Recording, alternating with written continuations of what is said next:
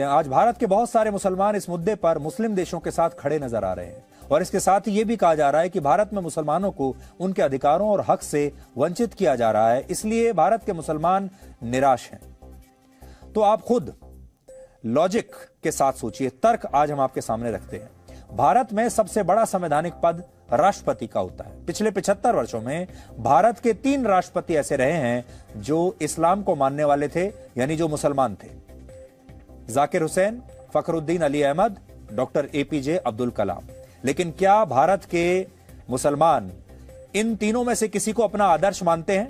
क्या भारत के मुसलमान इनके जैसा बनना चाहते हैं? जवाब है बिल्कुल नहीं।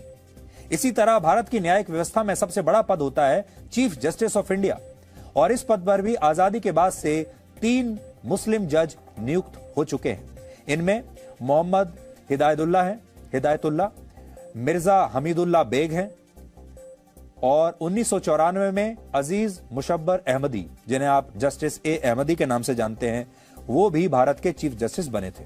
इसके अलावा भारतीय क्रिकेट टीम के 1 या 2 नहीं बल्कि 4 खिलाड़ी, मुस्लिम खिलाड़ी कप्तान बन चुके हैं। इनमें मोहम्मद अजहरुद्दीन के अलावा मंसूर अली खान पटौदी, उनके पिता इफ्तिकार अली खान पटौदी और गुलाम अहमद का नाम शामिल है। इसके अलावा जहीर खान, इरफान पठान और सबा करीम जैसे कई बड़े खिलाड़ी भारतीय टीम में खेल चुके हैं और आज भी आईपीएल में बहुत सारे ऐसे क्रिकेटर्स हैं जो इस्लाम धर्म को मानते हैं। आज भी अगर आप देखेंगे तो मोहम्मद शमी भारतीय क्रिकेट टीम में खेलते हैं।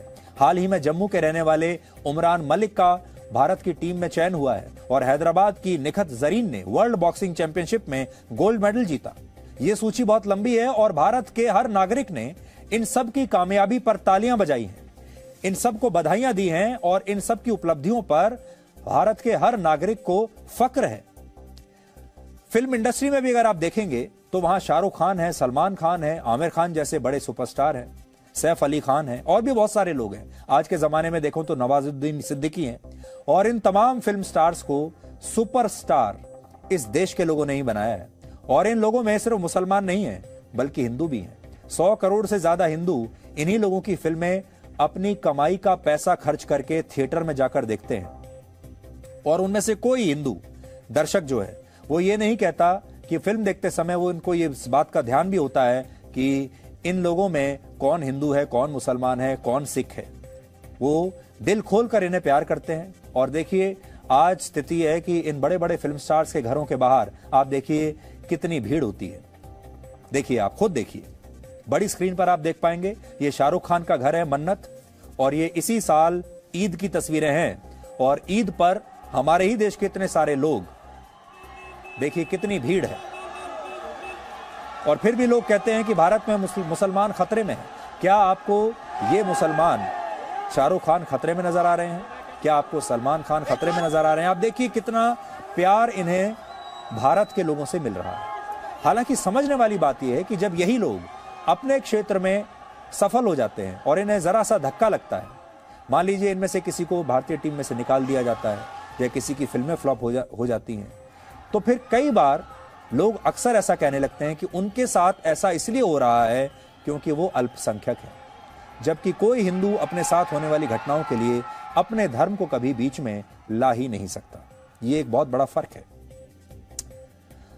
तो आज हमारा जो मकसद है वो ये है कि अलकायदा जैसे छोटे छोटे जो आतंकवादी संगठन हैं उन्हें इस बात का इल्म हो जाए कि उनकी अभी इतनी औकात नहीं है कि वो भारत जैसे विशाल देश को, दुनिया के सबसे बड़े लोकतंत्र को धमकी देने की औकात रख सके। इसलिए, और ये एक अग्नि परीक्षा है भारत के 20 करोड़ मुसलमानों की और साथ ही दुनिया के तमाम मुस्लिम देशों की, कि क्या अब वो अलकायदा की भी उसी तरह से आलोचना करेंगे? क्या अब वो अलकायदा से भी वही सवाल पूछेंगे जो कि आज वो भारत से पूछ रहे हैं? क्योंकि अलकायदा खुलेआम खून बहाने की बात कर रहा है, हमला करने की बात कर रहा है, हिंदुओं की हत्याएं करने की बात कर रहा है और गजवाए हिंद की बात कर रहा है। कोई भी देश भारत जैसा गजवाए हिंद पर आपत्ति जता सकता है।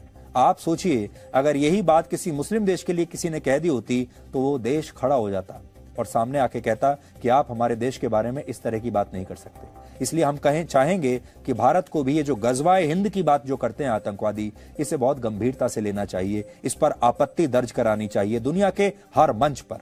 और साथ ही इन आतंकवादियों को अपनी ताकत भी दिखा देनी चाहिए। Presenting B News app, available on Google Play and App Store. Download it now.